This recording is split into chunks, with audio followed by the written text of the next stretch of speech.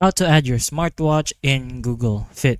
So what you're going to have to do is have your device or any kind of device other than your smartwatch ready, and then you're gonna have to have the app ready as well. So install the Fit app, of course. Go to your Play Store and install it, and open that Fit app.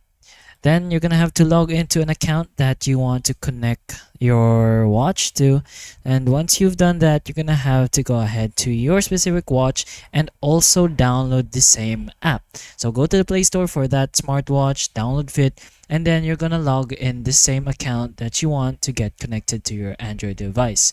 So let's say you have an account named Michael in this device. You're also gonna have to have the same account called Michael into this smartwatch.